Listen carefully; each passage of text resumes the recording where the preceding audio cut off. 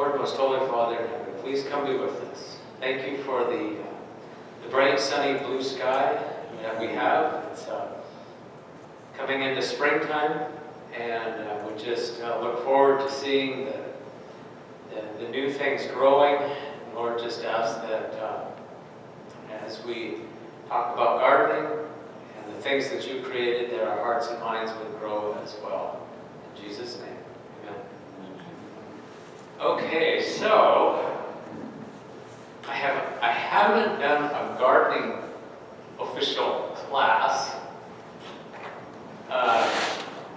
here before, so my notes are brand new, and we're just going to see how this goes. You are guinea pigs. Hope you don't mind. I've been doing gardening most of my life, so hopefully I can translate that into something useful or valuable. I can't guarantee that I can actually make this go on for 4 hours, because I think we were scheduled from 10 to 2. So hopefully we'll get some input from you folks, and we will collectively learn together. Does that sound okay? And this is also one of these things that has got more information in it that can possibly fit into a month-long class, because there's so many different facets of gardening. So we just kind of want to touch on some important ones, talk about some important issues, and we'll see where it goes from there if we want to kind of diverge off onto some other subjects or go deeper into some things more than others. My background, though, is more on a larger scale. I spent almost 10 years managing a commercial or a wholesale greenhouse business that had about 1 acre under plastic greenhouses. So we were wholesaling stuff like this, flats of veggie and herbs and perennials, just a whole range of stuff. I think when I counted up our product list, I think we had over 400 different varieties of, I think it was way more than that. There must have been 70 varieties just in petunias. It's just unreal. So I might kind of have that angle on things rather than home garden, although I'm going to try to keep it to home garden and make it simple. But I do have a little presentation I'd like to show you that's kind of stepped back and a little bit more on the productive scale of things. But we'll see that when we get to it. So in the whole gardening thing, where should we start? Where does the garden start? Soil. Starts in the soil. Okay. Soil is the most complex part of this whole thing. So rather than start with the most complex, hardest part of the whole thing, that is very involved, let's start with the seeds. Can we do that? Seeds are easy. Most of the time, we're going to start our garden with seeds. What I do, I start a lot of stuff from seed, but I also start a lot of stuff from cuttings. The herbs, especially, I pretty much do most all of my herbs from cuttings. And the reason I do that is, for instance, mint. Mint cross-pollinates really, really easy. So if you buy mint seeds, which you can do, you're not always you're guaranteed to get a mint. But seed mint has genetics that aren't really, really nice. There are many, many different varieties of mint out there. And because they cross-pollinate, there's a lot of just standard black and white generic mint. But what makes, for instance, mint special is there are particular kinds of, for instance, peppermint. There's lots of different peppermints, but when you find the one that just smells like a candy cane factory, that's the one you want to propagate. And it doesn't do well to propagate it from seed, because like I said, it cross-pollinates so easy. You're not going to get that really vibrant, brilliant peppermint, true peppermint. Spearmint, a really good variety of spearmint should just smell like a whole package of Wrigley's spearmint gum, which is that really strong, distinct mint. So some of these things, especially in the herbs, there's so many varieties that it's just better to find that one particular one and then propagate it by cuttings, so you keep the genetics. With vegetables, not so much. You can do that with tomatoes and with peppers, but it's just so much easier with the vegetables to propagate them by seeds. If you want to, so I brought a bunch of catalogs. These are the ones that I order mostly out of. I tend to order $400 or $500 worth of seed in a year, which is probably more than you guys are going to do. If you like the concept of heirloom varieties, Baker Creek, they say that everything that they do are heirloom varieties. Everything that they do is open to pollinate. We'll talk about the differences. As far as heirloom, I'm not sure if every single item in here is an actual heirloom. If you really get into growing tomatoes, totally tomatoes and their counterpart, the guy that started this company actually sold it and became Seeds and Such. I started ordering from here. I do order some stuff from Seeds and Such. But there are an incredible amount of tomatoes varieties here. I mean, there's probably 400 to 600 varieties of tomatoes out there. And it's like everybody's got to have that particular one. And so it drives us producers crazy, because we grow, I'll grow several dozen varieties, and there's always somebody that comes to the market, but I want this one. Well, I didn't grow that one this year. Can you grow it next year? Of course, then they don't ever come back next year. But think about this. 100 years ago, no, let's go back a little bit more. 150 years ago, tomatoes were thought to be poisonous. People did not eat them. It's a nightshade, right? And so it was a big deal when they started realizing these things are edible. And of all of the vegetable plants that really took off and became one of the most developed crops are the tomatoes. So lots of tomatoes there. Parks, I tend to order just very few particular things out of parks that I can't find anywhere else.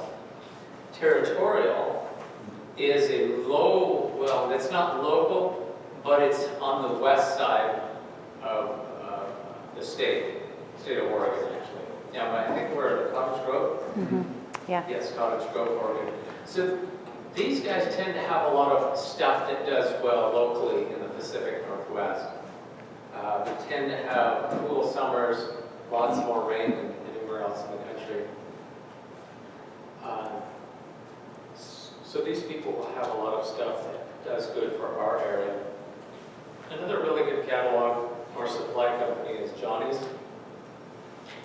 What makes them interesting is they've got a lot of tools in the back of their catalog that are geared more towards the large home gardener / small producer. And they also have various sizes of seed packets. You can get little packs or big packs depending on how much you want to grow. And actually, a lot of these catalogs do have, if you go onto their website, you can get bulk quantities of seed. So that's just a few of what's out there. There's tons and tons of other suppliers out there, especially online, that you can find seed from.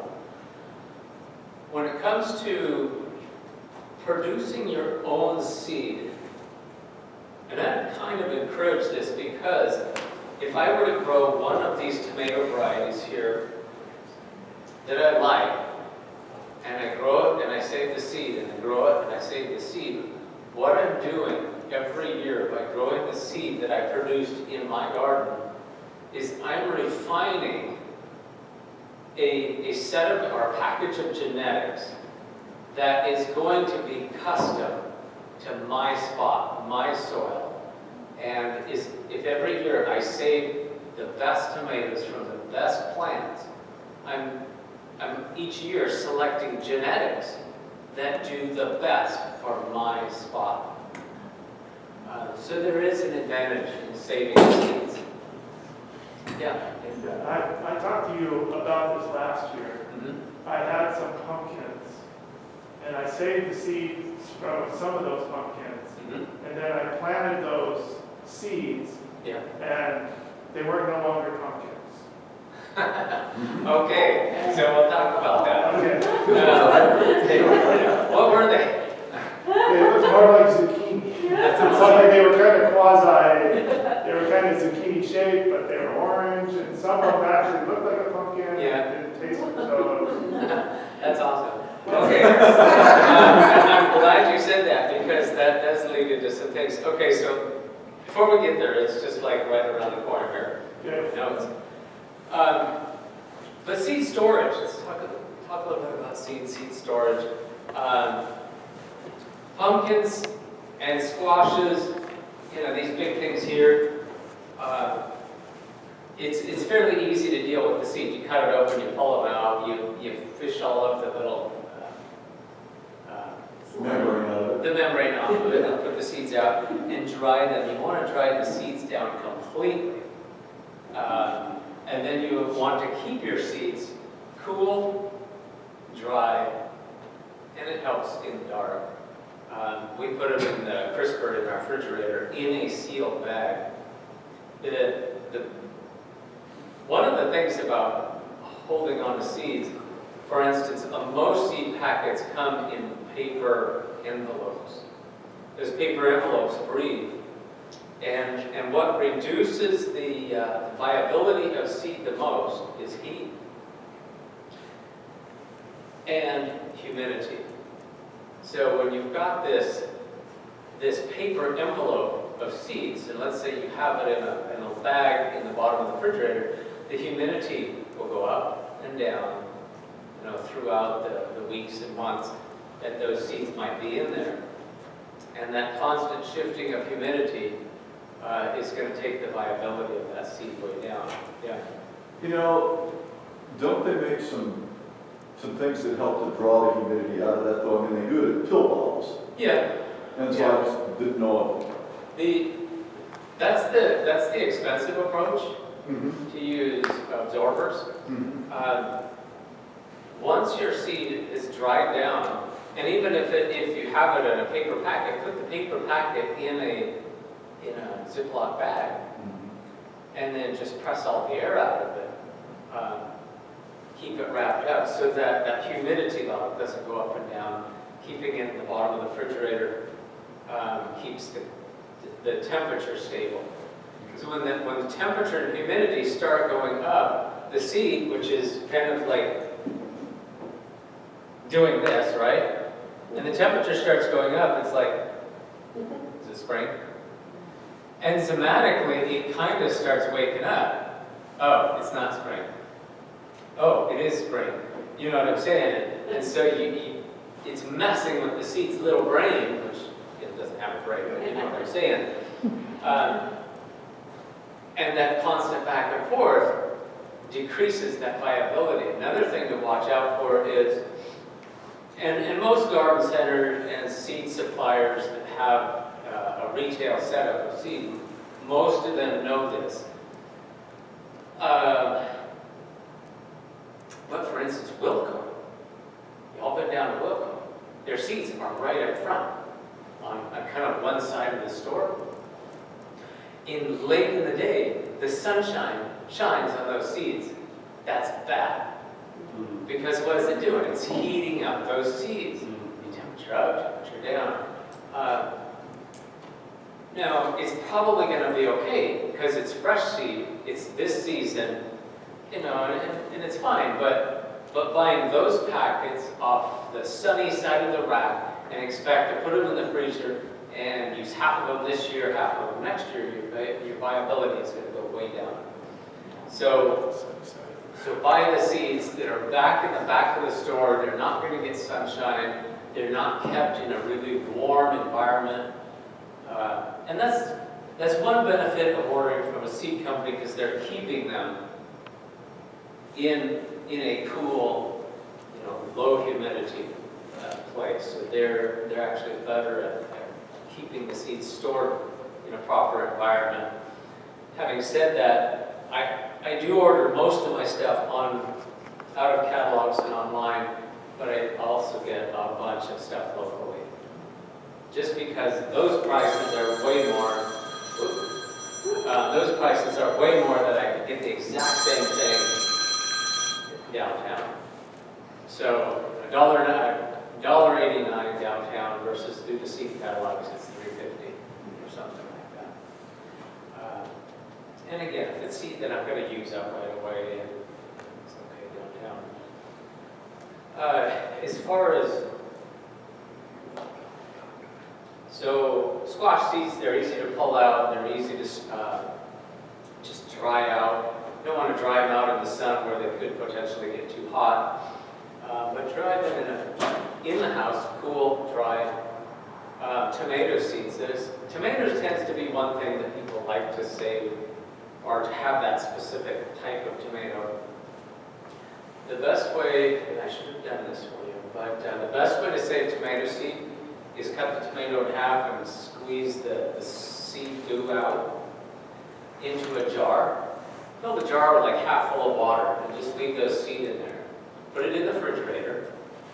And over the few days that follow, that gel is going to get moldy on the top. And those little gel packets around the seed are going to start disintegrating. And what you'll start noticing, every few days, just get in there and shake the jar, and the seeds, you'll see, actually drop to the bottom of that liquid. Especially the good seeds will drop out, and they'll fall to the bottom. And when you have most of your seed, it might take a week or so, most of the seed will be on the bottom of that liquid. The unfertilized seed, or the no-good seed, tends to float and stay in that gooey, moldy layer on top. So when you've got most of the seed on the bottom, those are going to be the good seed, then just take the jar, start running cold water into it, and bring the liquid all the way up, and the sludgy slime will drift off the top and down the drain, and you'll just have that jar of clean seed. And then you can just pour the water, let the good seed settle, pour the water off until you're just right down there, and just take a spoon out. Bring the seed out, put it on like a paper plate to dry them down, or a regular plate. Sometimes the tomato seeds will stick to the paper, and then it's very hard to actually get them on. But you want to spread them out, let them dry down really good. There's one more little thing you can do with tomato seeds, because they're fuzzy, right? A dried tomato seed is fuzzy. When you get a clump of them that you're trying to plant, they'll tend to stick to each other. I have that problem.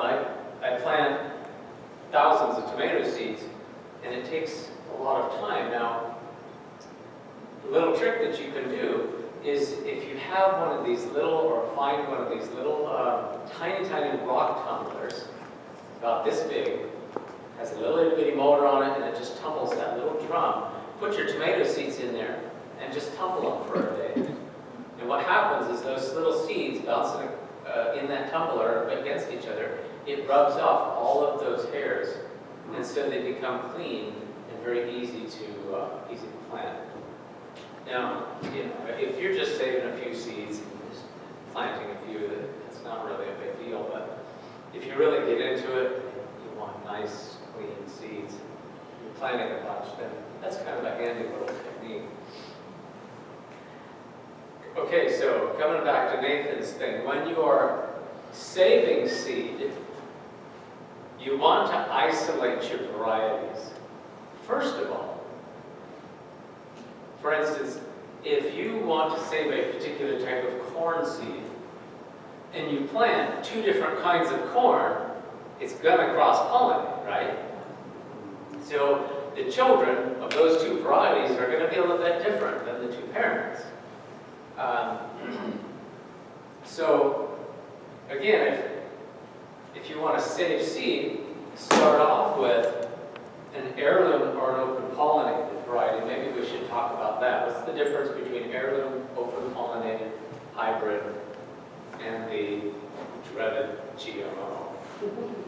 Well, the difference is, we'll draw this. So within the population of open pollinated seed, some of them are heirloom varieties. Typically, heirloom is defined as 50 years old or older as far as a variety. So, two heirloom plants can cross-pollinate, and you're still going to get that heirloom variety that's like its parents. For instance, Boston pickler cucumbers. It's an open pollinated variety. It's an heirloom variety that's been around for a gazillion years. And if you just plant Boston pickler cucumbers, not other kind of cucumbers, they're going to cross-pollinate. Next year, you're going to plant the seeds from those, and they will be Boston picklers. If you got a row of Boston picklers and one plant at the end of the row that's a lemon cucumber, I mean, you know, a lemon cucumber is completely different, right? Yellowish, greenish yellow.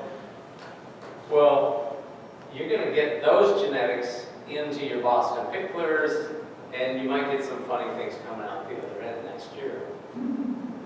So, open pollinated are plants that can cross-pollinate with each other, and it's going to come true to type. Same with the heirlooms. The hybrids are crosses between, let me see if I can do this. Sorry for the dorky drawing.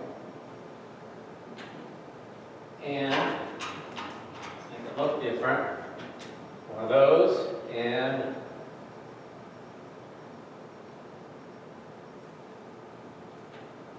a completely different parent. So two different kinds of parents. We cross these, and we're going to get a child that may look like, I don't know. It might be short, but have the big flower like that one.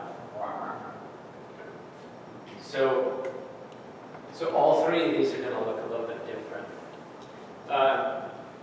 One of the reasons why we do the crossing is oftentimes we want to select for a trait that Dad has and a trait that Mom has, for instance. Another reason that we cross-pollinate is sometimes when we cross Mom and Dad, we get a seedless, sterile variety. You cross a horse and a donkey, what do you get? Mule. You get a mule. Can you reproduce mules? No, because they're sterile. That's one of the big reasons why they cross-pollinate watermelons or hybridized watermelons to get the seedless watermelons. When's the last time you had a watermelon that had seeds in it? It's actually getting kind of hard to get a seeded watermelon. But remember, the genetics that are hiding in the child, or what you'll see on the seed packets or in the catalogs, is it will have blah, blah, blah, the name of the plant, and then it will say F1. Little F1, or it might say parentheses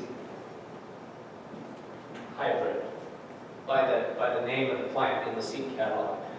That F1 stands for the fact that it is a first generation hybrid. The mom and the dad are completely different. That first generation will get you this. The reason why that they do the first generation is it's very predictable. If I cross this one with this one, it's going to turn out to be just like this, all of them. Because within here are dominant and recessive genes. But the dominant ones are always going to be there, and they're always going to express themselves. So we get those dominant characteristics that we want. Now, if we cross-pollinate the children, we're going to get some dominant and some recessive. So the children that have the two recessive genes, they cross-pollinate. Now we're going to get something different. Okay, so back to Nathan's, what was it? It was a pumpkin. So it was a pumpkin. What, do you know what kind of pumpkin? It was like a little one right there. Okay. It produces, it was supposed to be a pie pumpkin. And the first year I grew them, they were just like that. They were wonderful. Mm-hmm. And then they kind of went different directions. Do you remember the name? Oh, Sugar pie? Was it sugar pie? I don't remember. So, I don't just remember. okay, because we I got. think I just got it down. We'll go. Okay, we'll got it. Locally available anyway. Yeah. Pumpkin. Okay, so pie pumpkins.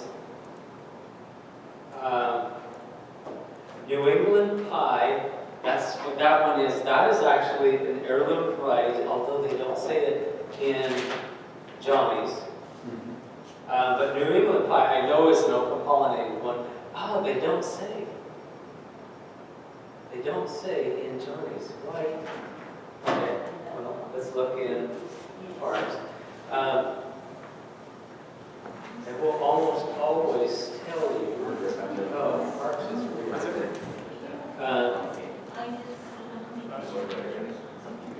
Oh, they don't say it.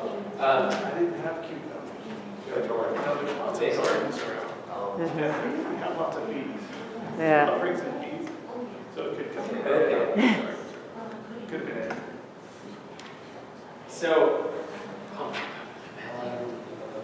I'll show you what I'm talking about. So how are pumpkin and squash pollinated? Is it by the wind or is it by Pumpkin and bees? squash are pollinated in by insects, by bees. We don't want it. Okay, so let's look at ornamental, edible pumpkins, jack-o'-lantern, just regular plain old pumpkins. Okay, so territorial has a fairly small selection of pumpkins. Spartan, Howden I think is an old, yeah, it's an open pollinated. So if you just look at the pumpkins, there's the name, Cinderella, OP, stands for open pollinated. So if you just grow Cinderella pumpkins, they're going to cross-pollinate. You're going to get a Cinderella pumpkin from the seed that you saved this year. You're going to get the Cinderellas next year. If you don't grow a whole bunch of other If different you've varieties. got, yeah. If you isolate them. Isolate your variety. You notice this jack-o'-lantern pumpkin. Which one is it? It is...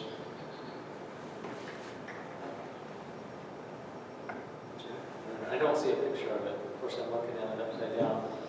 But you see, it says, parentheses, F1. Okay, that's a hybrid.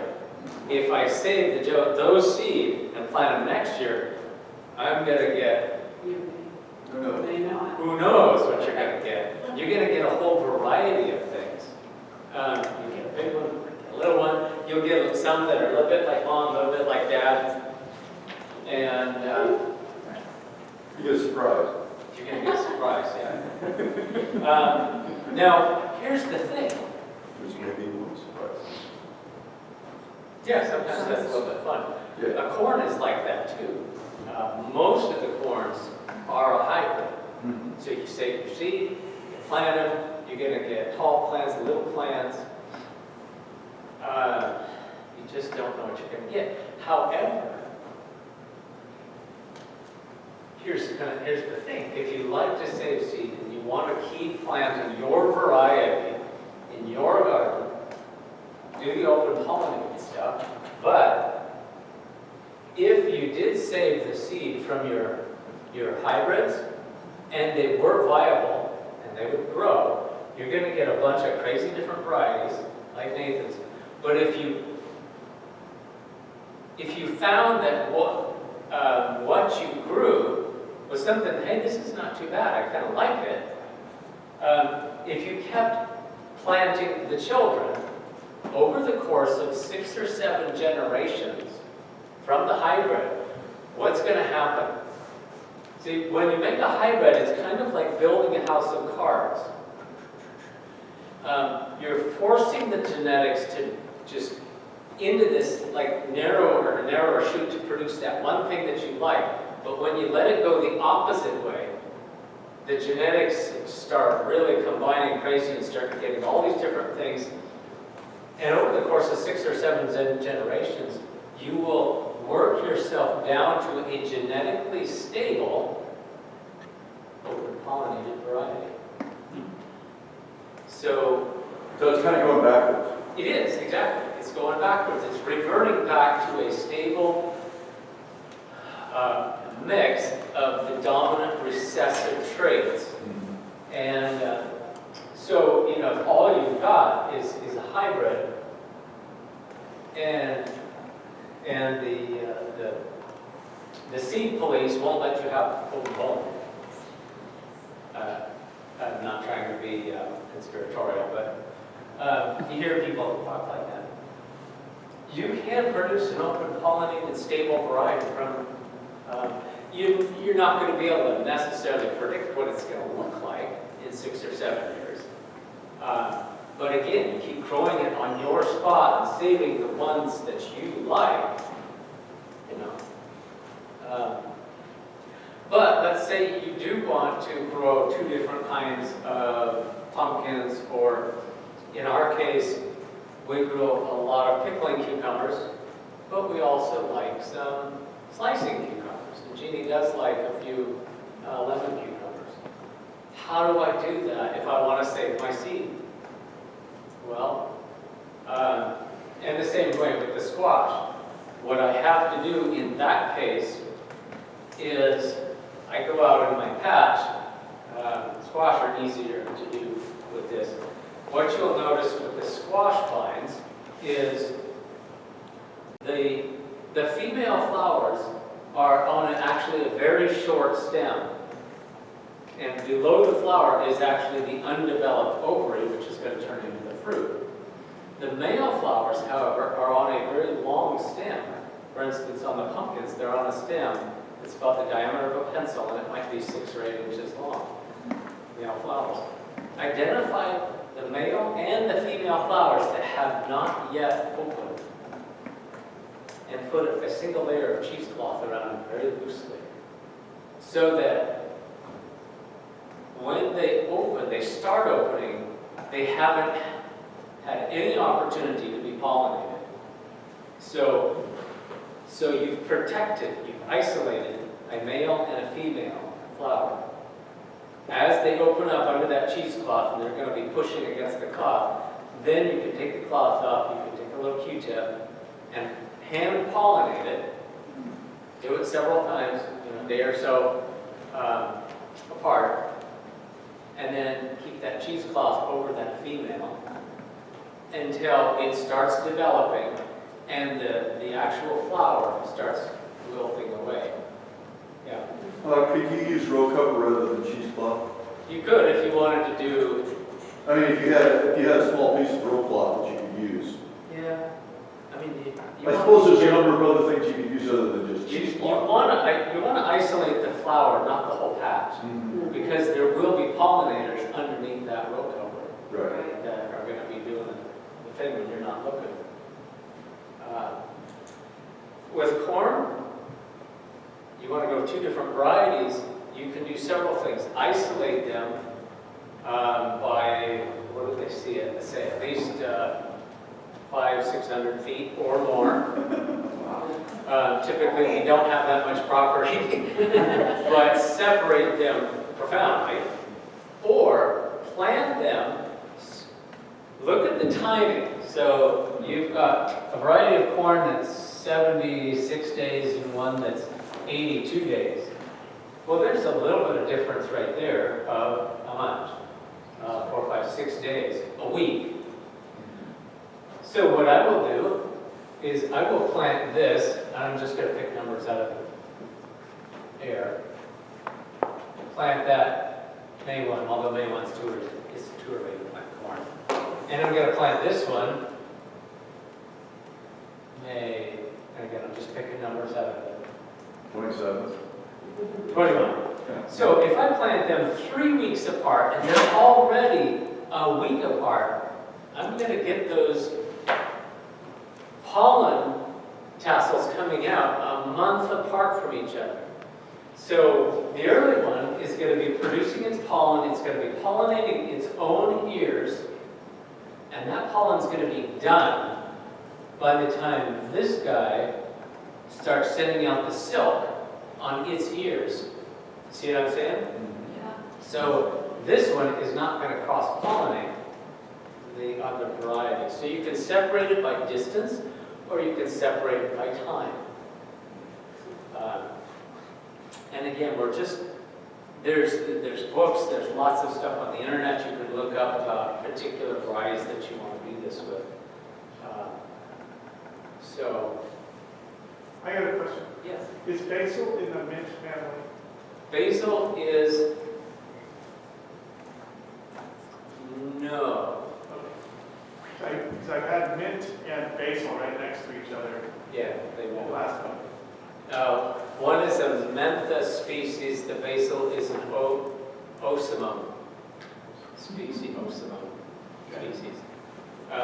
You go up the chain of taxonomy, eventually they're kind of related, but they won't cross. Basil,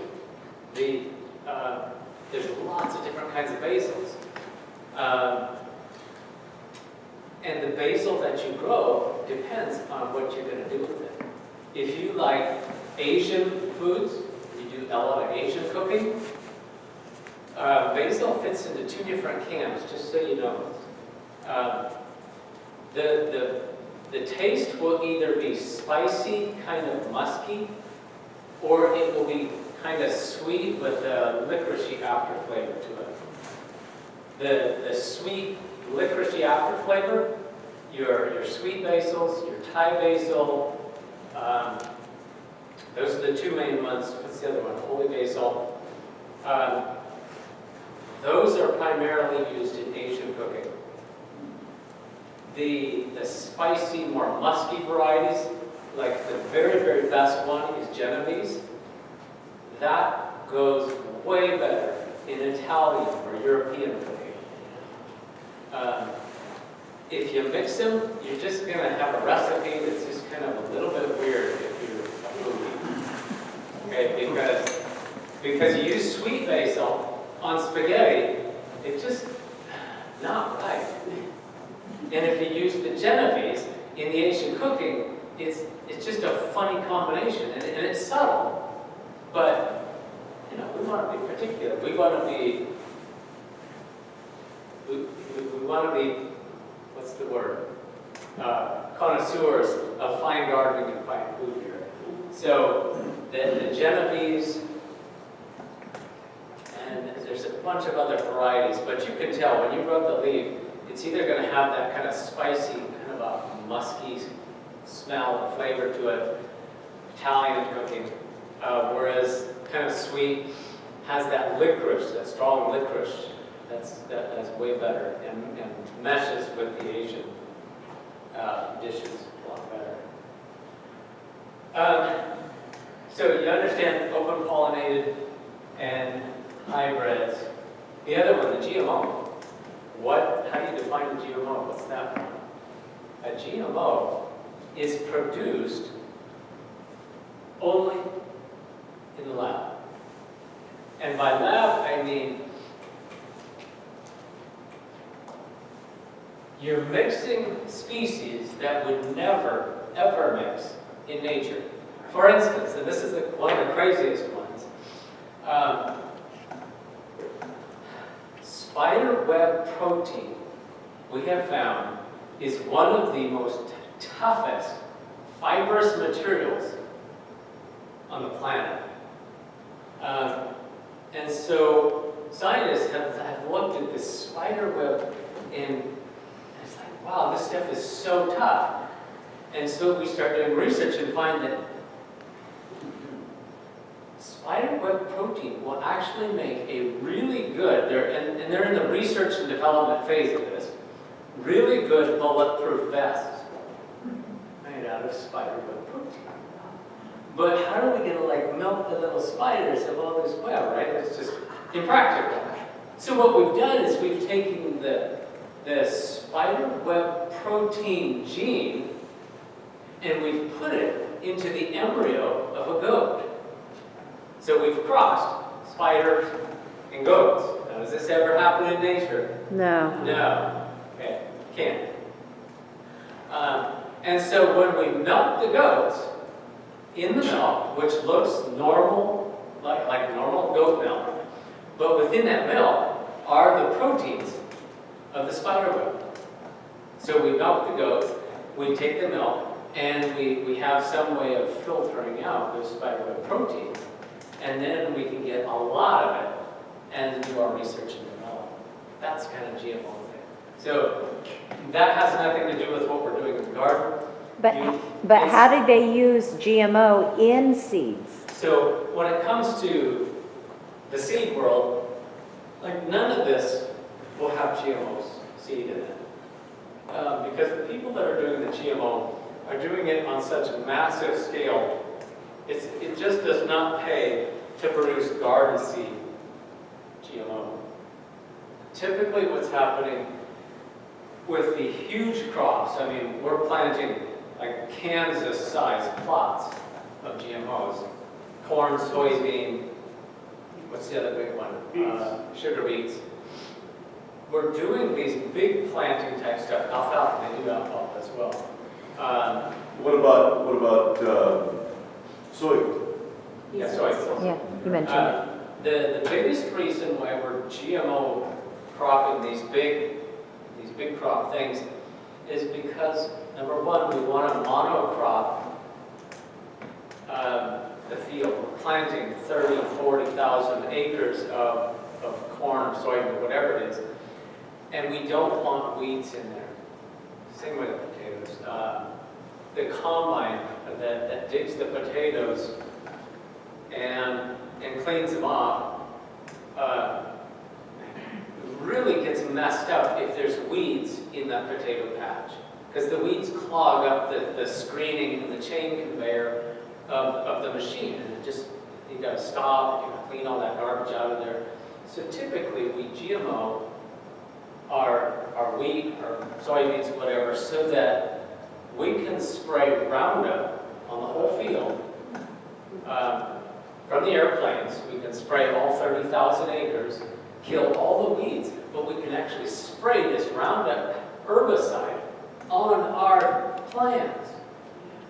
And because we've genetically modified them to not die when you put herbicide on them. So you can spray the herbicide, it'll kill everything except our plant. They'll continue to grow. Several years ago, my brother-in-law went up to Canada. We have relatives in Canada. Went to a funeral up there, and they had big fields up there of wheat. And because of the rain, they had sprayed the entire crop with Roundup to bring it to maturity so they could harvest it. Well, so often what happens is on dry land farming, where you just do not have the availability to irrigate,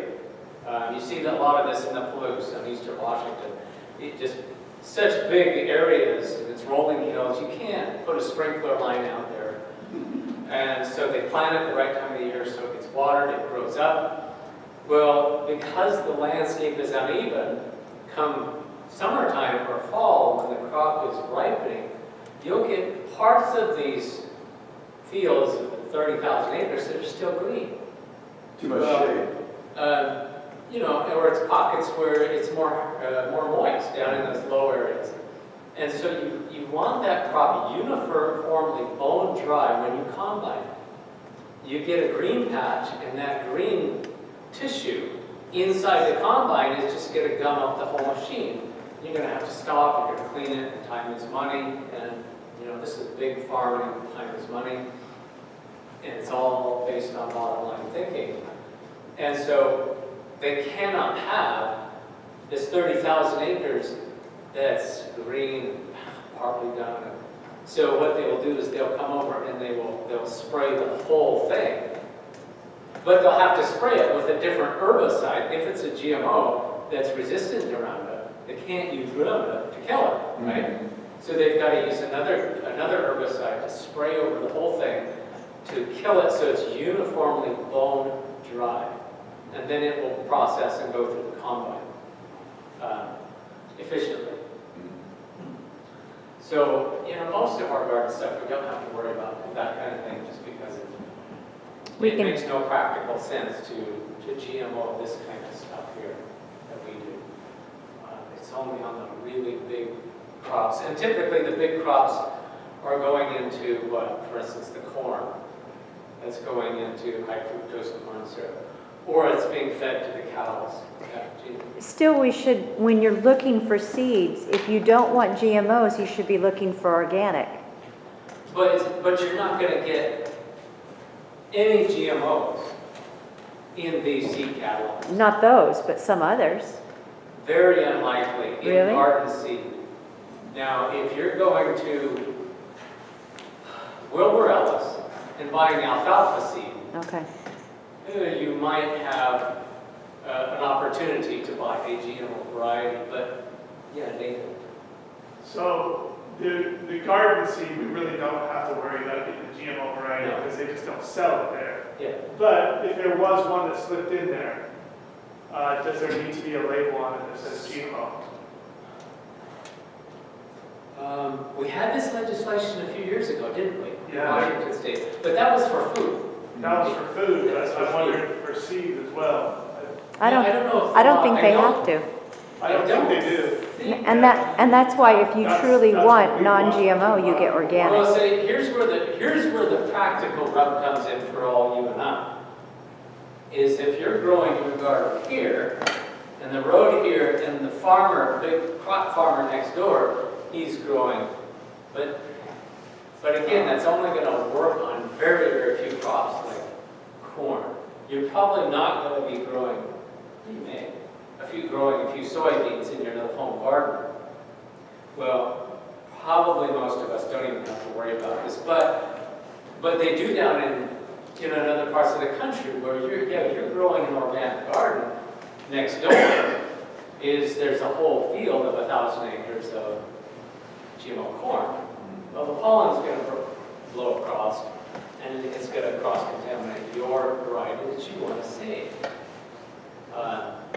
Yeah. So you're saying the packages of corn from these places would not be, so Not it's GMO. totally separate from what That's- they would use commercially? It would be like, let me think of a good example.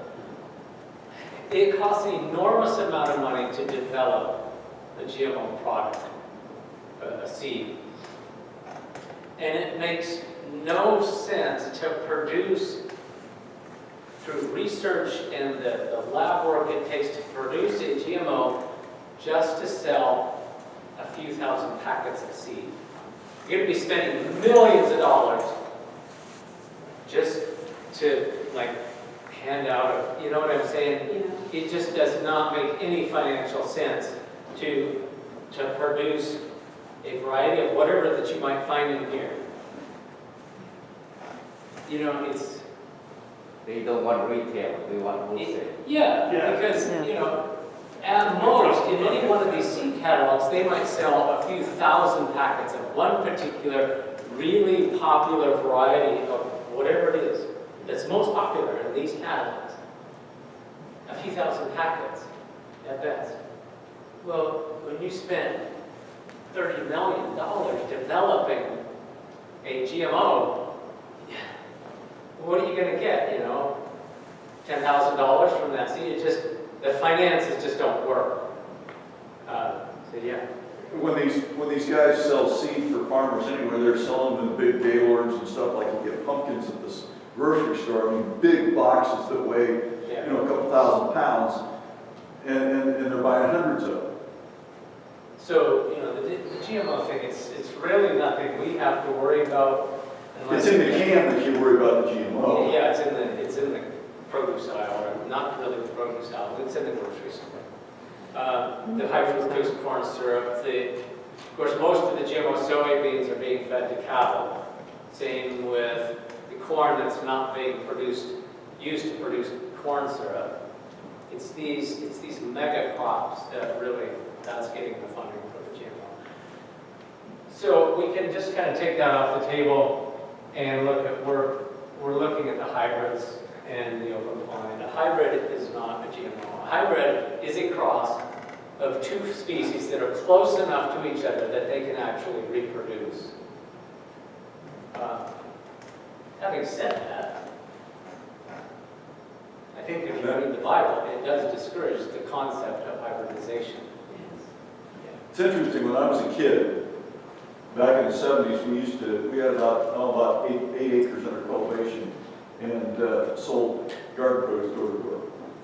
And we used to keep our yellow crookneck and our green zucchini separated, otherwise the green zucchini would end up spotted. I don't know if people have that much of a problem with that today, but that was a cross-pollination. Yeah. So let's look at this, Tastes good. just for fun. It's what we call a cucurbit. Cucurbits are cucumbers, pumpkins, I know a pumpkin is a squash, squashes, zucchini. If you actually start listing out cucumbers and all the different kind of squashes, the pumpkins, the zucchinis, the patty pans, the crooknecks, you know what I'm saying, there's a huge variety. All of those will cross-pollinate. So, what's another good one? A cucumber that tastes kind of squash-like. Has anybody had cross issues with that?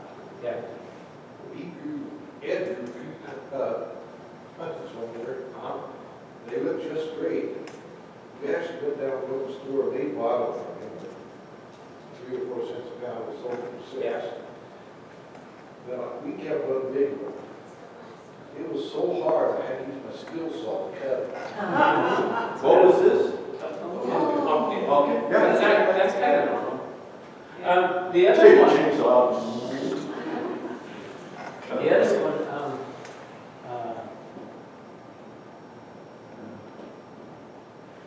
the brassica family. What? Also known as, another name we call it, are cole crops. Cole crops. What are the brassicas, the cole crops? Kale. Broccoli, cabbage, cauliflower, kale, kohlrabi. Oh, we mentioned kale. There's more. Any Brussels sprouts, any of the Asian cabbage, bok choy, pak choy are the same thing, by the way. Just depends on what continent you're on.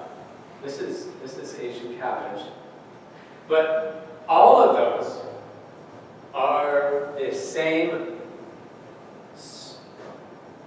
species of brassica. They'll cross-pollinate different subspecies, but essentially, they're all the same thing. So, you can get all kinds of fun crosses and just come up with who knows what. But let's go on.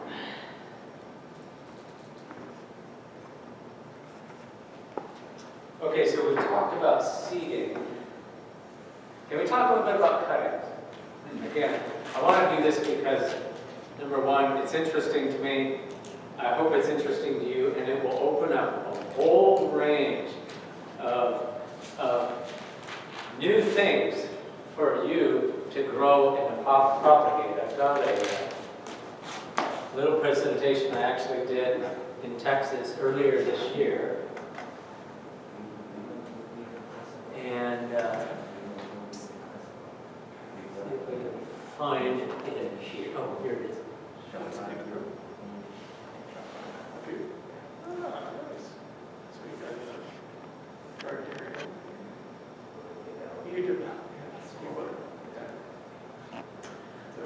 Okay, some of this stuff, again, that picture is probably way beyond everybody's level in this room, right? But there are some ideas that apply on this level and on your level. It's the same concept, it's the same principles. Basic methods of propagation, of course, we've got the seeding, which we've already kind of talked about. Cloning. Cloning is reproducing an exact same genetic set. We do that by cuttings, by divisions, by layering, and by grafting. We'll kind of get into these a little bit. Cutting, or cloning, is simply taking part of the parent plant, which is asexual reproduction. You're not crossing two parents. You're just taking a part of the original plant, parent plant, and you're tricking it into growing its own roots, or turning it into its own plant.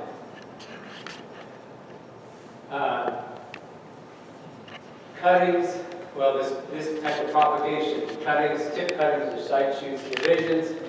On a clumping plant, you can simply dig it up, cut it in half, and you've got two clumps.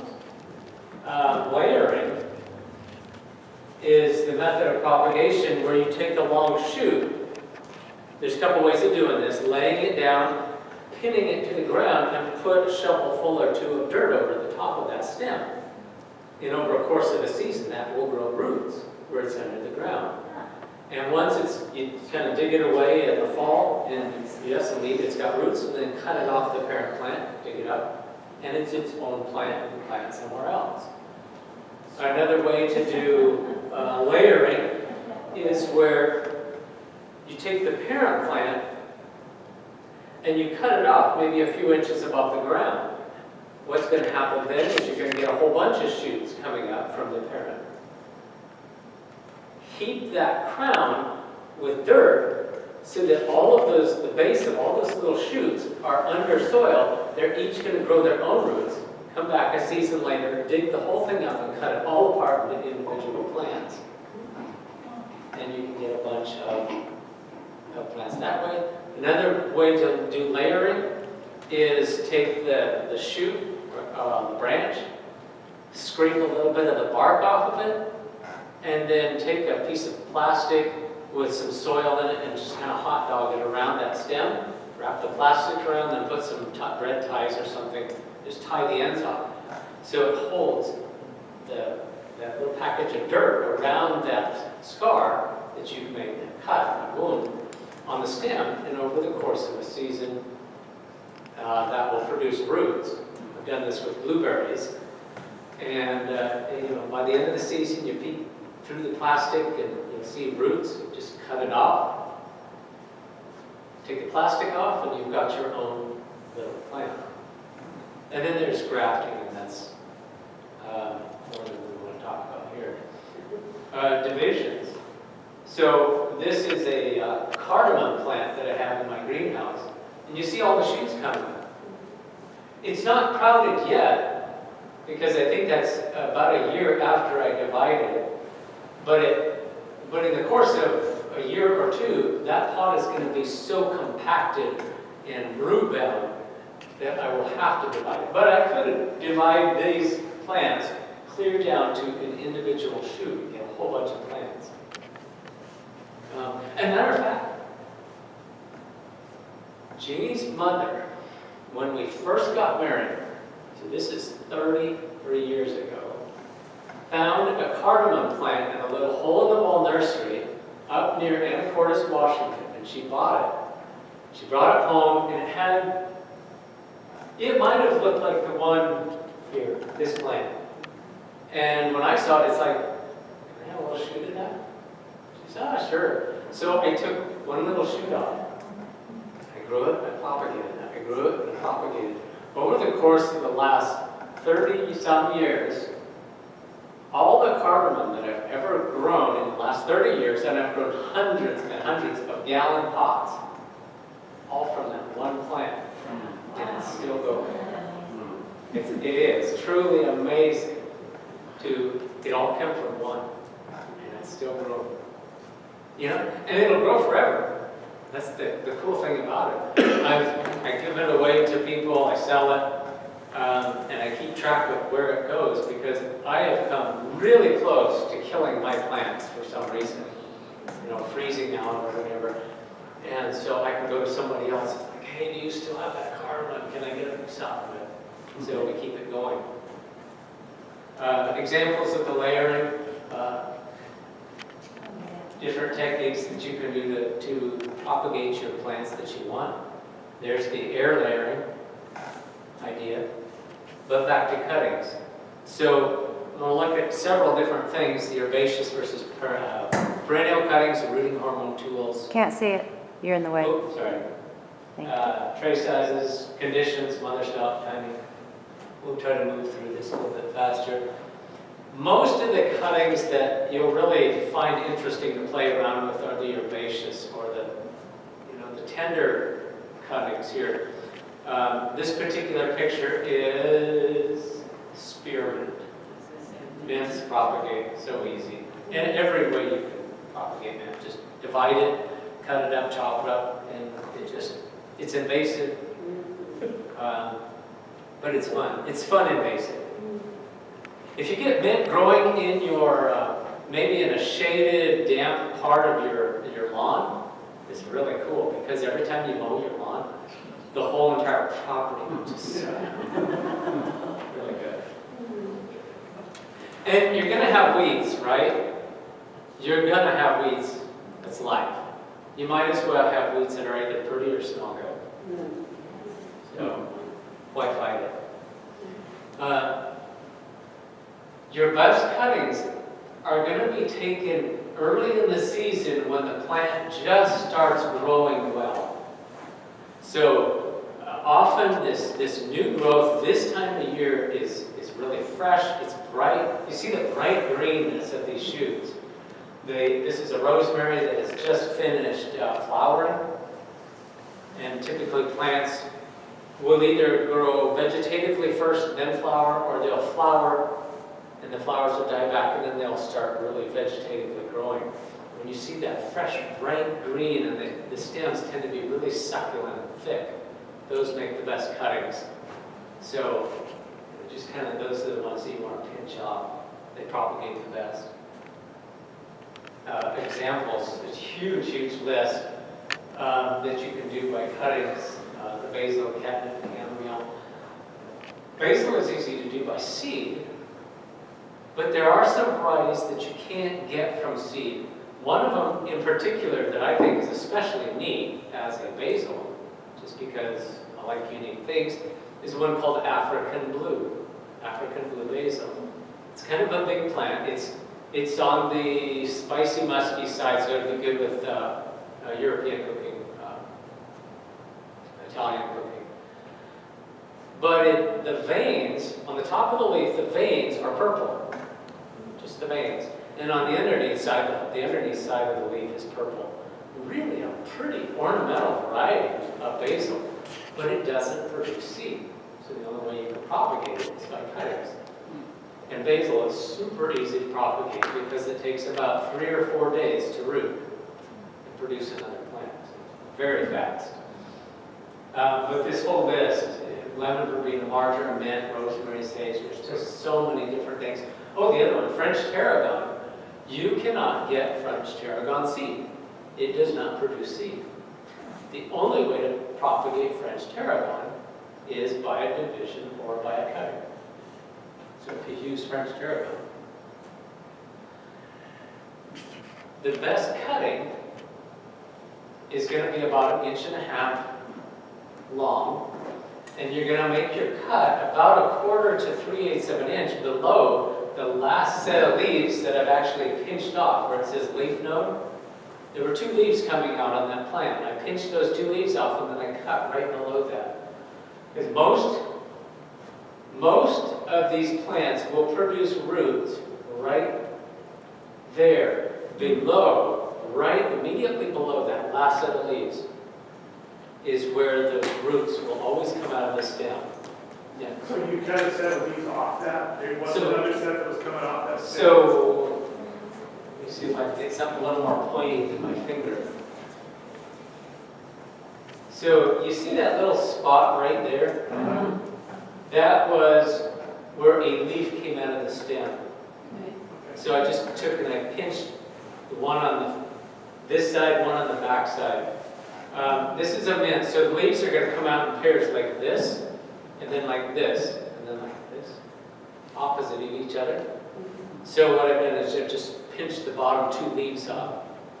Okay, and right below that Is where the roots will come a out. little bit. Roots will either come out just immediately below a root node, or the roots will come from the cut. When you propagate geraniums, the roots will come from the actual cut. Some plants do it from the cut, some of them do it from a leaf node.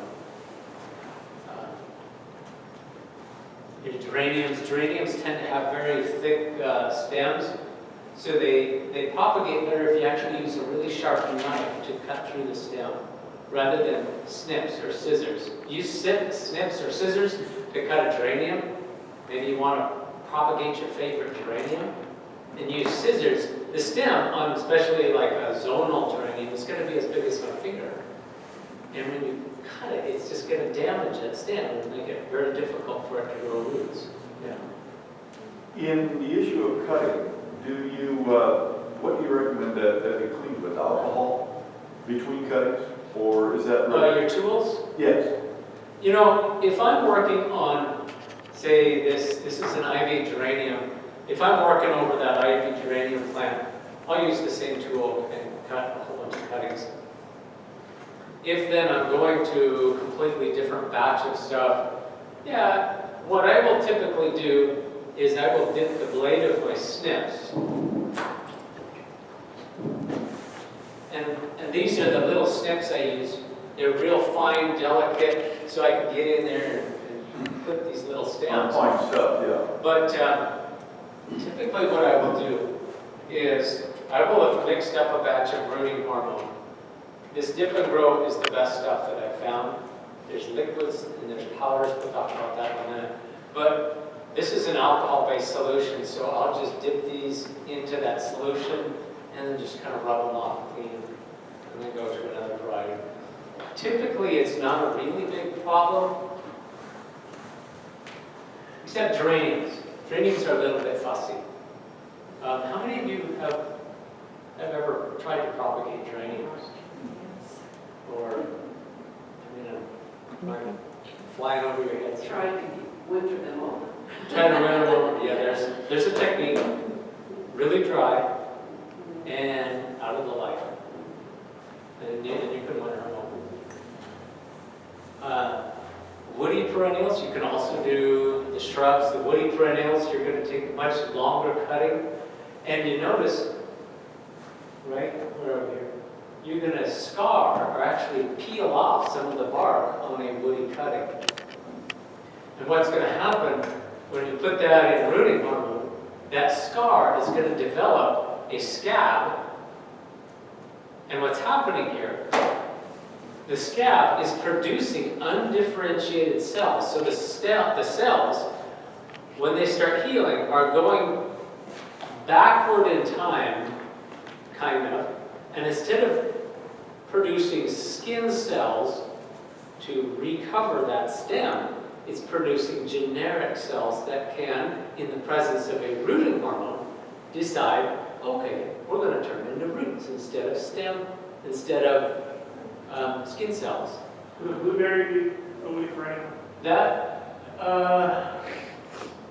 what was that? Would a blueberry be a woody perennial? Yes, blueberries are tough to propagate. Uh, If I propagate blueberries, I do it by air layering. If you've got a good setup of, there are people that are doing, there's a nursery down by Fall Creek or Jasper. It's called Fall Creek Nursery. They propagate millions upon millions of blueberries by cuttings. But you've got to have a setup of misting and a bottom heat, and it just takes a real special setup to do blueberry cuttings. So just do it by air layering, and you'll have way better success. But the woody cuttings are usually a little bit bigger, and you cut that stem, and that allows that stem to produce those undifferentiated cells that can turn into roots instead. So this is an example. This is an arborvitae. How many of you, do you know what an arborvitae is? Yes. It's those shrubs that, make a borderline, hedges. The deer like to eat the bottom. The deer do. You know why the deer like those? The new growth.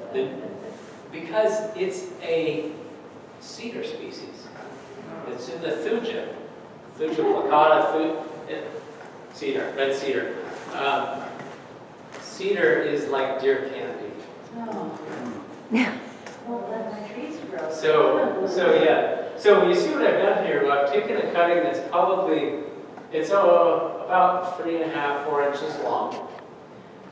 I've cut a little bit into the actual ground wood of that shoot.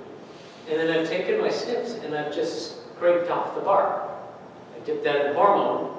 And then I put these woody cuttings in a almost pure perlite. The other thing that works is pumice. You can just buy a bag of pumice down at pumice and perlite at Home Depot or Lowe's.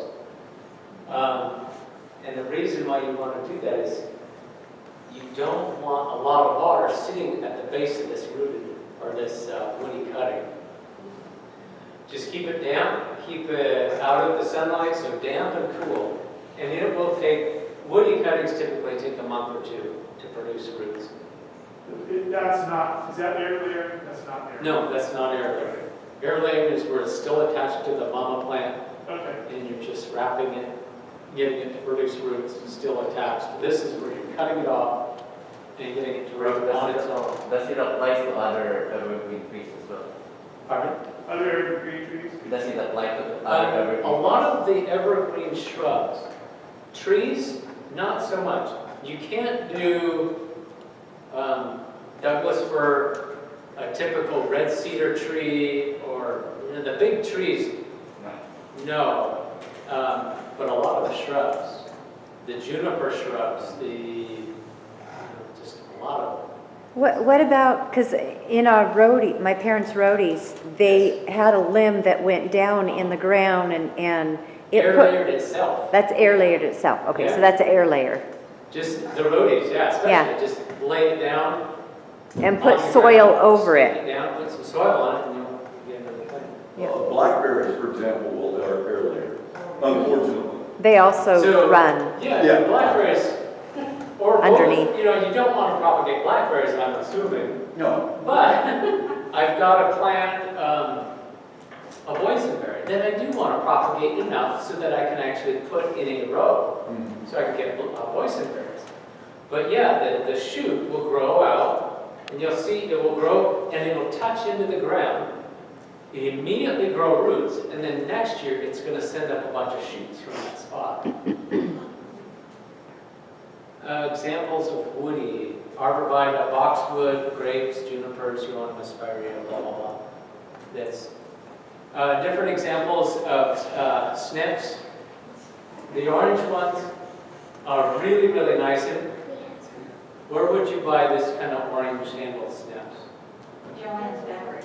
Fabric store, yeah. That's all they are, is thread snips. I know, I think it'd be. The blue one is like this one. I mean, that's more a garden center type thing. But all these others, they're sewing snips. Well, you can get those blue ones probably down here at Four Corners. Yeah. I've got millions of cuttings with those orange ones. You put your finger through it, and so you don't have to set it down, pick it up, set it down, pick it up. You just leave it on your fingers and fingers. Different kinds of rooting hormones, like I said, they come either as a powder, a gel, or a liquid. I've used all of them for many, many years. That dip and grow rooting hormone is what I've found to be the best. Plug trays. You can get these from me if you just want one or two, because I've got gazillions of them. This is the standard size of tray that I used to do most all of my cuttings in. And I just reuse them over and over. I've had these for probably 20, 25 I mean, years. you're talking cuttings in that. So I do cuttings into this. Oh, the other thing that I do, typically, I'm doing my seeding. You notice, same size? I'm doing most of my seeding into this. This is a 288 cell plug tray because I need to conserve room. In my greenhouse, sometimes I'm growing a lot of stuff. And so I would use this little tiny cell. The problem that you will have with little tiny cells is they will run out of water really quick. So you've really got to be on it. If a home gardener, I wouldn't go this small. You could get away easily with something bigger, or even this size, a 4-20 pack, if you're sowing your own home garden stuff because you're not planting that much. However, that does bring up another subject. Why are we gardening? Anybody want to answer that? Why do you want to garden? Yeah. I like growing my own stuff, and there's something about getting your hands in the dirt Okay. that is therapeutic, and I think, quite frankly, we're created for that purpose. Yeah, right. Okay, any other ideas? Why do we want to garden?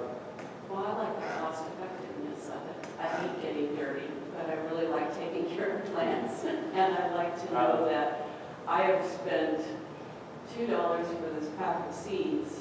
That it would have cost me $5 for just one picking Yes. at the grocery store. And don't disdain the dirty, because the dirt is profoundly affecting your immune system Yes.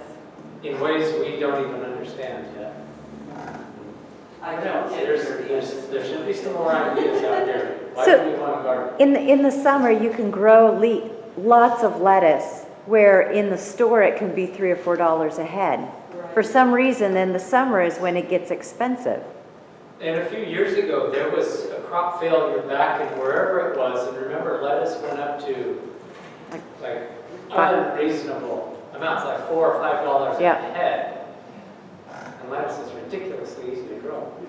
It's interesting, though, that in some of those crops that we end up with salmonella poisoning Yeah. that ends up in the grocery store. We'd like to stay away from that. Yep. Are we gonna get it, but are we gonna get that for our home garden stuff?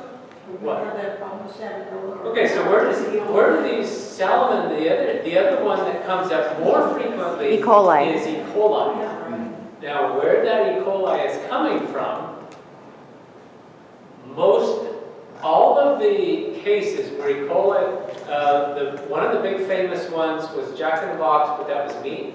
But the other one around Sprouts. Sprout. It was, Around the time of the Jack in the Box, I think it was a year or so later, there was a spinach case Yeah. that killed a few people. And the sprouts.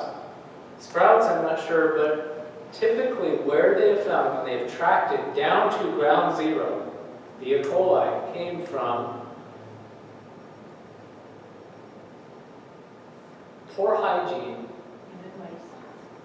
human waste, from the field workers.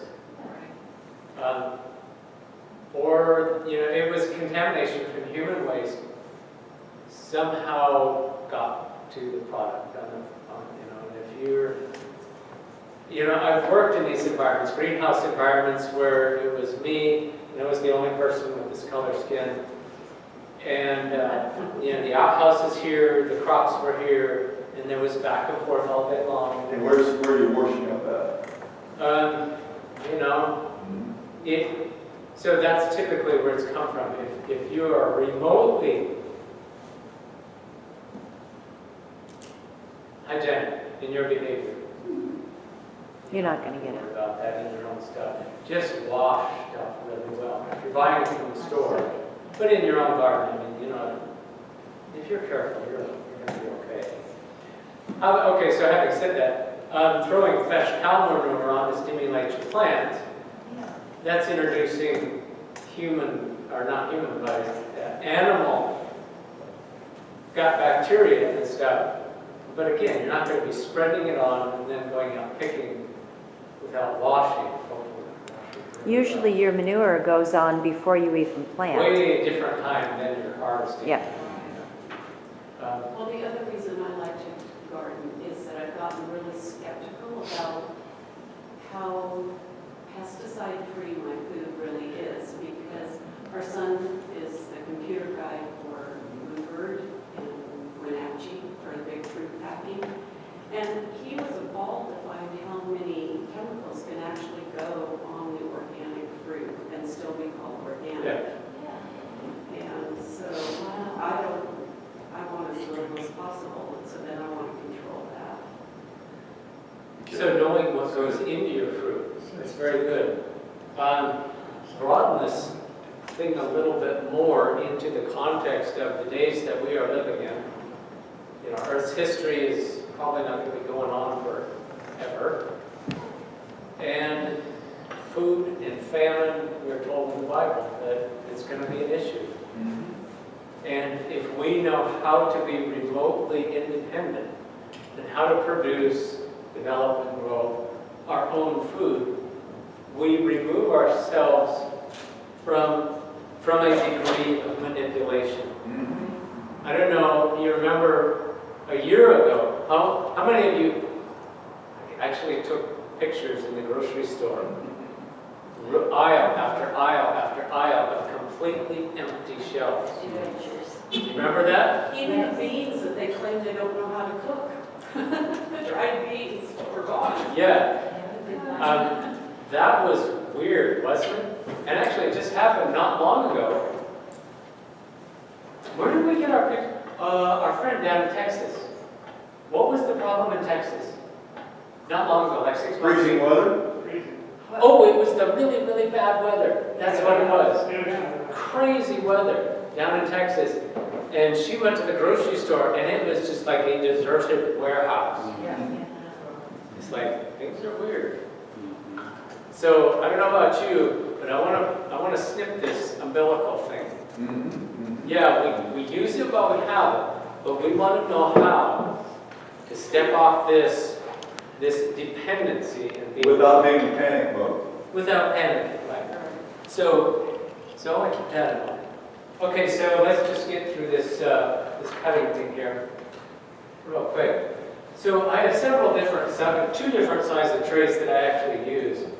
105 cell and an 84 cell. They're about the same size cell, but you see the tray is actually different size. And the reason I use these, you'll probably never have a reason to know this, but let me broaden your horizon a little bit. So typically, all my cuttings go into 4-inch pot flats. And if you see the flat of 4-inch pots, how many pots are in that flat, if you're good at counting? 18. 3 this way and 6 that way. That's 18, right? Well, it just so happens that 3 rows of this plug tray is how many? 21. Count again. It's 21, right? So if I do 21 cuttings, I do 3 rows of each thing. If I want 1 flat of each of this 4-inch, if I do 3 rows of each, that gives me 3 cuttings insurance. So if a couple of them don't work, they just die, I still have enough to do a full flat of 18. So when I do cuttings, I do them in multiples of 3 rows. Half of this will do me 2 of those 4-inch flats. A full will do 4. You pretty much always use rooting compound when you do that. Almost always. Although mint, basil, Some even. if you want to do something absolutely astoundingly, ridiculously easy, if I can throw in some more adjectives, ornamental potato vine, the stuff that you put in the big pots, some of it's more of the chartreuse, pretty green. There's some of it that's really black, that's ornamental. Those take about, in real good conditions, 2.5 to 3 days to root. It is the fastest thing to root. It's even faster than basil. What do you do with it? You just cut it and stick it in some wet dirt. Boom. But wait, what do people do with it? It's an ornament. And matter of fact, they actually do produce tubers, sweet potatoes. I've done this, like I said, in the horticulture industry, growing greenhouse stuff. We were making just gobs and gobs of hanging baskets of this ornamental potato vine. By the end of the season, the ones that didn't sell, the actual soil ball in this 10-inch pot was sticking out of the pot this much. And in the bottom of that 10-inch hanging basket were 2 enormous sweet potatoes. And it's like, what? Wow. You know, they're not as nice as the sweet potatoes produced for sweet potatoes, but it wasn't horrible either. You know, so all these little things. You know, and this brings up another idea, and this is kind of a rabbit hole here, if you don't mind. I taught my kids weird things when they were growing up. And one of them is, people can't steal what they can't find, they can't shoot at what they can't see. Run that by me again. People can't steal what they can't find, and they can't shoot at what they can't see. Okay. So, think about that for the next 2 weeks. And there's a lot of information in that. So, if your food is on the front porch in the form of ornamental flowers, but there's potatoes in that pot, who's going to think about that? You know what I'm saying? And I'm not trying to get, again, conspiratorial or anything like that, but there's very unique ways that you can have your food and nobody's going to know there's food there. Just throw that. Okay. Fun little things. Rooting media. I'm going to pass these around. So when it comes to growing stuff, in my flats, in my plug trays, there's, don't squeeze it. Because it'll explode. So the coarser mix is my regular potting soil, and this bag, you'll feel it, it's marshmallowy. This is my plug mix. So if you're going to want to start your own seeds in some plug trays, or do cuttings in plug trays, you want to buy a bag of seedling mix. It's been sifted and graded to a much finer consistency, and you'll get way more uniformity. And even if you're doing 5 or 6 cuttings or 5 or 6 tomatoes or whatever it is, you want uniformity in these little plugs, because with the more coarse potting soil that has big chunks of pumice and bigger chunks of peat moss, inside this little container, which becomes a world in itself, right? A few extra big pieces of pumice drastically changes the composition of this little plug. Now, if you think this is bad, if you see the actual size of one of these little plugs here, a piece of pumice Yeah, it's like putting a locomotive in this room. This is seed It's starter. drastically changing the composition of this space. So you want that really finely graded material that even down to this little size of a cell, it's uniform cell to cell, and you're going to get a much better production or germination rate of your own. Yeah. And Where it gets It's commonly called seedling mix. If I would Seedling buy mix. it like that, look up the So- hey, seedling mix, they would say. yeah, Seedling or seed starter? seed something, seedling mix in what I buy is seedling mix. Where do you get yours? I get it from a company down in Canby called Oregon Bag Company. It's more geared towards the commercial horticulture, but they might sell retail. I'm not sure if they do. I think they might sell retail, but it's in a big bag. It's like $14, $15 a bag. One of the things I've done recently is I went and got some cocoa core that was cut really fine. And I used that. I mean, it's a little block that cost you like $3, but it made almost like a half, I don't know, I put it in a 5-gallon bucket and had a whole bunch left over. When you say cocoa, is that coconut? Yeah, Okay. no, it's the coconut core. Yeah, that's what I thought. And Shredded it coconut. doesn't Yeah. have, it doesn't have anything in it but that. But that was a much easier and better growing medium than, say, regular potting soil, because it had too much big stuff in it, and seeds just wouldn't grow. So the coconut core is what they call the ground up or chewed up husks, is actually kind of the new frontier that I don't think it will ever replace peat moss. No, But it's exactly the same thing. The peat moss, they've been harvesting it for decades up in the plains of Canada. And man, the machines that they use to harvest peat moss in these peat moss bogs the tractors are almost half the size of this room. They're just gigantic vacuum cleaners, basically, that they'll go through these plains and they'll till it up, and then they'll take these enormous vacuums and just suck it up, and that's where all the peat moss has been coming to make soilless potting mix and stuff like that. But at some point, I mean, it's a finite product. But let's go on. You can see the difference in the size of particles in the dry, light-colored stuff is the seedling mix. Goes much better in the plug trays.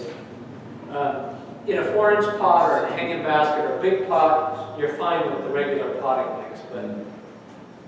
But environmental conditions for starting, obviously you're not going to be thinking this caliber of growing, but we're going to take the concept, the principles. In this picture here, those white pipes that are sticking up have little mister heads on them. So when a solenoid kicks the water on, it just produces a fog evenly. And again, uniformity, that's what we're going for. That's watering all those tiny little plugs evenly. Same thing in this picture, except the water hoses are hanging, the misters are hanging down from the ceiling. Again, it's very important to get that real even. Different misting nozzles. This,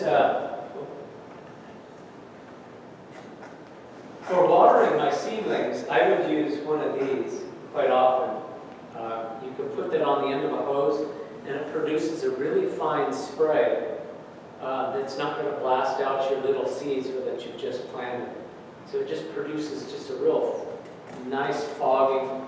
So if you're doing a bunch of seedlings, a bunch of little things, even my cuttings, it produces a very light mist on my plants, so I don't blow it out of the tray.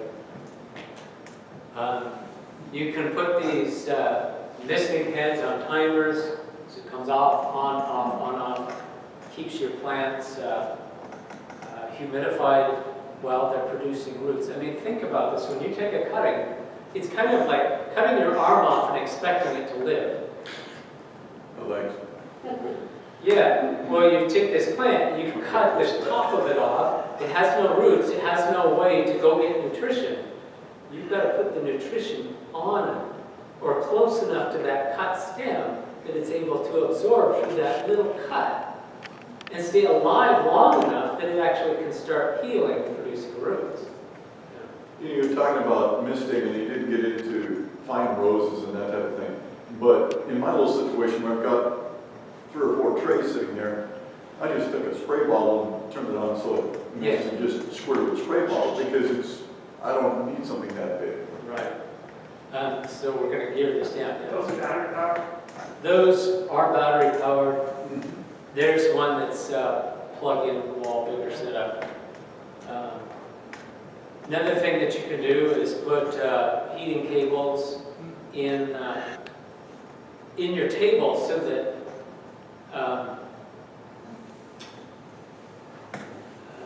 where do I start on this one? So I do this with my cuttings. Excuse me, I don't have cuttings here. My seedlings, when I start them, what I have done, it's too bad we're far away because you can all come to my house, see what I'm doing. But I've made a table of a 4x8 sheet of hardyboard siding. You can get it in a full sheet, like a piece of plywood. I made a table out of that.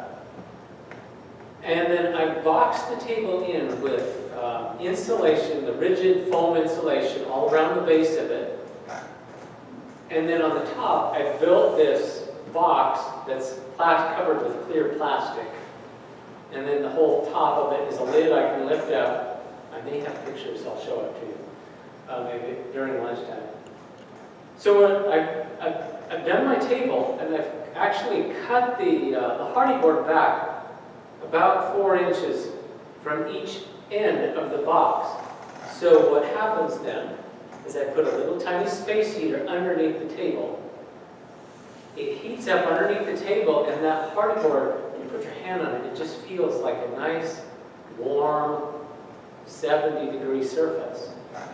When you put the heat underneath a tray of seeds, and you get the soil warm, you get way better germination and you get way better root production if the bottom is warm and the top is cool. Then if you try to do it the other way around and take the heat that's up here and push it down into the soil, it's much more difficult. You can buy a couple of different sizes of heat mats for growing. You can. For small production. If you've got the money, heat mats typically will hold 1 or 2 or 3 trays, right. but they're enormously expensive. I mean, they're like $70, $80, $100 just to hold. I think I paid less than $20 for one a few years ago. Really? Yeah. That's wild. How many For me, you know, when I'm doing gobs and gobs, to me it's just like, oh, it's crazy expensive. Right. So your table heating, skirting your table and heating it from the bottom up in capturing that heat makes good sense. Because I'm doing a lot. The other thing you can do is go down to, you can just start patrolling the secondhand stores for a Heating pad. A heated blanket. And then take it all apart really, really careful and get the heating cables out of the electric blanket. Right? And do this sort of thing. Now, what kind of heating cable is that? Is that the kind of cable that's used for wrapping hot water wrapping water pipes and freezing, or what is that? Maybe? Huh? I'm guessing that particular picture is horticulturally produced, you know, for the industry. But yeah, as long as you can get something that's going to hold you in about the 70, 75 degree range, it'll work. Matter of fact, there was a guy I got to know at the farmer's market. You know, he took a circulating pump for a fish tank. He took a crock pot. Now you're talking about an air pump or a water pump? A circulating pump for an aquarium that circulates water, right? Well, some circulate water, some circulate pump air. Okay, well, just follow the story. Okay. Water circulator, Mhm. not there. Crock pot, little circulator, and a whole roll of 1/4-inch tubing. Plastic tubing? Plastic tubing. Wow. Clear plastic tubing, buy at Home Depot. Plug it into the circulator, drops into the crock pot, and then the other side, back and forth across his table, and then the end circulates, comes, and goes back into the other side of the crock pot. Fill the crock pot. Made his own hot water Crock pot system. full of water. Yeah, and I think he probably put it on a thermostat to turn the circulator on and off. And so the little circulator is just this tiny little water pump that just goes beep, beep, beep, beep, beep. And it circulates the crock pot hot water through the grow bed. And when it gets up to temperature, the thermostat shuts it off. And it's just like the coolest little thing. So there's all kinds of hacks that you can do. All the time. Okay, let's go through this. Find the timing. Okay, so this is something you may not necessarily need, but it is a good concept. So I'm looking at the calendar. When I do cuttings, I want plants ready for the farmer's market 1st of May. So whether it's a seeded variety, like tomatoes and lettuce that I have here, or it's a cutting, it's about the same timing. From the time I plant the seed to the time that most of the stuff is ready to transplant in a bigger size container is about 3 to 4 weeks. So these tomatoes, I planted these tomatoes 21st of March. How many weeks ago was that? 21st? About 3 weeks. Those are perfect size to transplant. The lettuce I planted the 14th of March. So we're close to 4 weeks on the lettuce. Perfect time to transplant. And as you can see, I have transplanted some of it already. So about 3 to 4 weeks from planting to transplanting. Now it's going to be another 3 to 4 weeks from transplant to a sellable size, or a size that you might want to put out actually in the ground in your garden. So I transplanted these guys. This is Asian cabbage. I don't have the date on it. But I transplanted that, I believe, a week to 10 days ago. And you see the size difference between this and this. So about a week's time difference. And in another 3 weeks, these are going to be about that tall, perfect size to go out into the garden. Because, again, I'm planning for you guys. You see what I'm saying? Well, if you're planning for yourself, you're going to do the same thing that I've been doing. So you get, okay, so if I want to plant my garden mid-May, I'm going to want to be transplanting my little babies mid-April. Which means I'm going to be wanting to plant my babies, seed, mid-March. So that's kind of the thing behind timing is when is our last frost date? Last night. Yeah. They frosted heavy. They frosted heavy in our price last night. Some things you're not going to worry about. Planting peas, planting potatoes, you're going to do that long before the last frost date. But other things, the tomatoes, the peppers, you're going to want to be real careful, right? Because they're more tender. This is actually that plant that I'm holding right there. That's the African blue basil. Beautiful. Isn't that pretty? And you see, that cutting is probably about 3 weeks old. And you can see the bottom half of that little plug. It's got roots in there. So it's ready to go. That's ready to transplant. Boom, right Into now. what, 4-inch? Add that into a 4-inch pot. Okay, but because I've got another little trick up my sleeve, I'm not going to transplant it at that stage, which is perfect.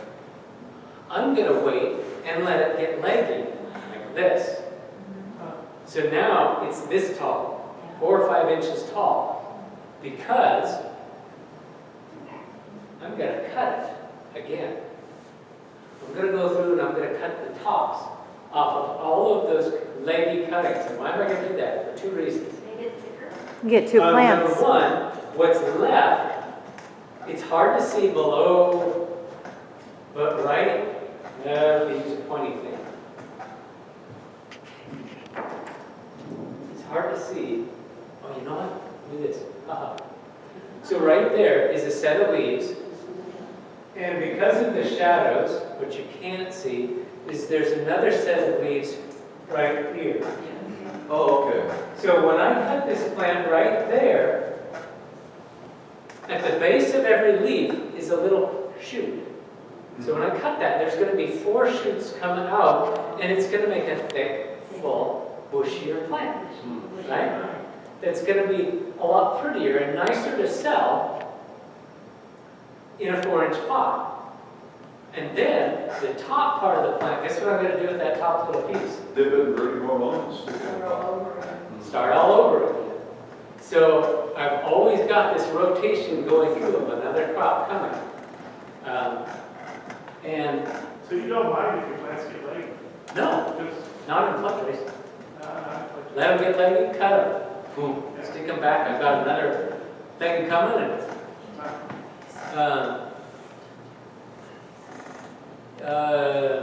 and tagging, I'm putting the date. Keep track of your dates. Write it on your calendar, because you're going to have some failures and you're going to have some successes. And next October, when you're thinking about next spring's garden, it's like, what was it that we did? When did we do that failed? Or that worked out really good? You're going to want to go back to your calendar and be able to spot, okay, this is when we did it and it worked perfect. Or it was too early, it was too late. Okay, so we can adjust. Save that little information, the dates that you do things, because you want to learn, you want to grow every year. Miscellaneous cuttings, perennial geraniums. Rob, Yeah. you want to talk just a minute about tagging and, I mean, sometimes people will use a Sharpie. But if you use a pencil, you can erase it off, you can use the markers over again. So a permanent marker is not a permanent marker with sun shining on it. It leaches out. There's a reason why artists sign and number their prints with pencil. It's because pencil will never fade or decay.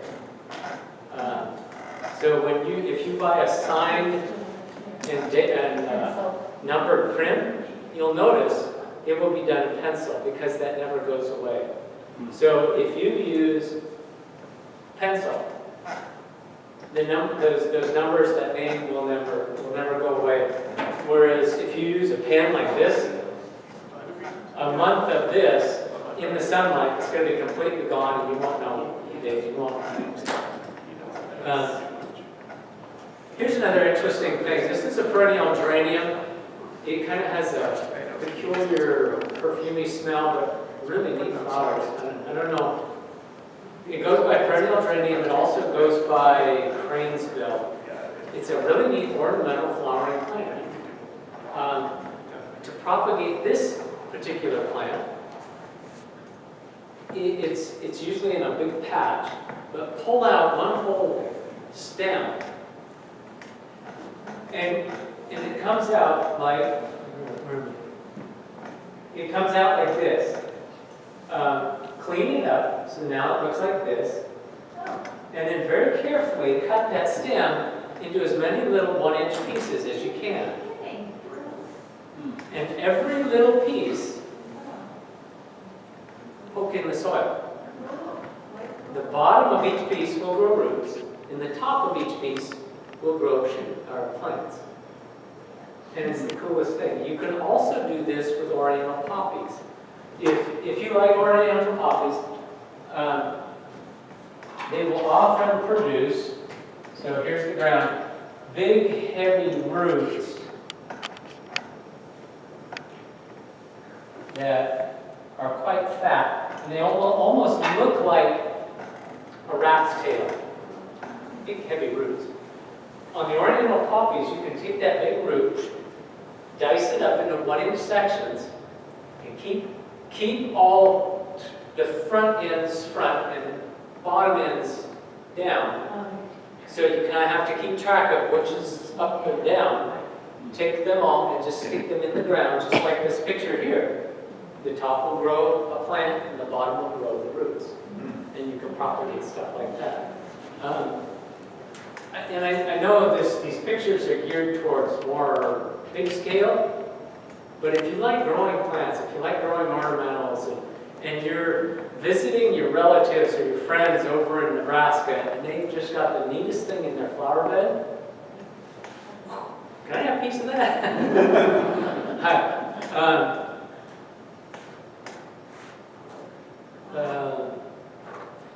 These are grape cuttings. Grape cuttings, just like 14, 16 inches long. It's dormant. A little bit, just cut. Rooting hormone. Stick them in pure pumice or peat moss. Not peat moss. Pumice or vermiculite. Not vermiculite. What's the other little white thing? Perlite. Perlite. Pumice is way cheaper to buy a bag of pumice. That's cheap. And just jam it down in there during the winter, and by spring, those will have roots. Easy to do. I don't know why this is in there. Show how big the blueberries are. Yeah, that's a particular variety of blueberries that we grow. Notice that back one is sitting on a border. Yeah. It's a blueberry big. It's sitting on a quarter, that's done. No, it's not a Wow. These could be grapes, but they're not. These are kiwi vine. Done the exact same way that you would do grapes. You know, a section of stem, probably a little bit shorter on these, stuck in, this is actually perlite, but pumice would be the same thing. And they grow shoots just fine, so. Doesn't kiwi need a warmer climate than we've got? Oh, Kathy Dovich has a huge, I mean, it's turned into like a tree. Yeah. And she has We- more kiwi than she knows what to do. So, the fuzzy ones? Yeah. So, yeah, you could grow them here. Karen Smith has the big fuzzy ones. We grow the little hairless hardy ones. Both are hardy, but we've got 2 females and a male plant. And They're about 30 years old. about 30 years old, we've cut them way back. And it was a couple years ago, we picked probably 25 gallons and barely touched the plant. And it's like, forget it. You know, we had people come up and pick. We sold some, it's just profuse. But it's established, it's free food. Yeah. You know? The kiwis, they don't ripen until after they get kind of a frost. They've got to cool, they get a frost, and then they'll soften up, they get real sweet, real nice. That's a geranium cutting. This is actually a verbena. It's in the flower bed of the flower beds at Castle Rock. Homestead verbena. It's a bright purple. The little lines on there are showing where I would cut this plant. I could actually get 2 cuttings out of this piece. I could cut it there, and this would be what we call a side shoot cutting, because it's going to have 2 side shoots that come out, and it's going to root right there. Or I'm going to take these 2 leaves off this top, and that will be 1 cutting. That will be a tip cutting. And if you look at this picture here, you can see it's already just growing on the plant. Yeah. See the roots coming out right there and there? What is that? It's just begging to be rooted and taken home. That is a verbena. That particular one is called Homestead Purple Verbena. It's nice. If you like, how many of you like succulents? Some people do. Succulents. Like hens and chicks. Oh, that's what I thought that was. Kind of deserty plants. Simply pull the leaves off the stem, or take a knife and just carve off just a tiny bit of stem with the leaf, and sitting on damp soil, you can see each one of those leaves grow a whole new plant. It's fun. And what I didn't show you there was, so if you are in Nebraska visiting friends and family, whatever, and I did this, we were in California near San Francisco, bunch of plants in somebody else's flower bed, get permission. Yeah, you can have them. Take some cuttings, make them really long, like way longer than they need to be, 4 to 6 inches. Put them in a small paper, like lunch bag, brown paper bag, and keep that bag wet. We kept the bag wet and poked underneath the car seat where it was the coolest. And we probably spent, it was a week or 10 days on vacation with these cuttings. I would wet the bag probably 2 times a day, just keep it poked under the seat. And they just stayed under there in their little wet bag in the dark for about a week until we got home. Then I pulled them out, and then I cut them down to the size I want, put them in the soil, water them, and so you can keep these cuttings kind of preserved, dark, cool, and damp, moist, for a week to 10 days or so. While you're on vacation doing your thing, then bring it back home, trim them up, rooting hormone in soil, and you can grow your plants. I have to laugh because I'm taking the trip to Nebraska. Oh, really? Yeah, so I'm like, oh, yeah. It's like right on. Cool. What will you come home with? I don't know. Yeah. I didn't ever plan to do this in life, but going through my college, I wound up taking more plant courses in my biology degree than anything else, and so I just kind of slid without intention into horticulture. And for some reason, I got stuck with the propagating part of this thing as I was getting into the greenhouse business. And it just became so much fun to be somewhere across the state, and it's like, oh, I like that. Can I have a little piece of it? I always ask permission on that, so and what you can do with just a handful of cuttings. Typically, like if it's something I want to propagate, I'll try to get at least half a dozen cuttings. I'll bring those back, I'll root them, they'll go into a gallon pot. Halfway through the summer, they're going to be like this big, and I'll be able to get like a dozen or so cuttings off each one, and by fall, I will have 100 cuttings. And it's all free that I'm going to sell. Yeah, Jeannie's saying she's hungry. Sounds like you owe Norris some money. I haven't taken any cuttings from her. But it's just fun to be able to find stuff, bring it home, propagate it on your own. You don't need a big fancy setup. At home, taking my cuttings. I take my cuttings, I'll put them in the plug tray, and actually I'll take the plug tray, water it real good, and I'll just stick it under a table in my greenhouse. Very well shaded.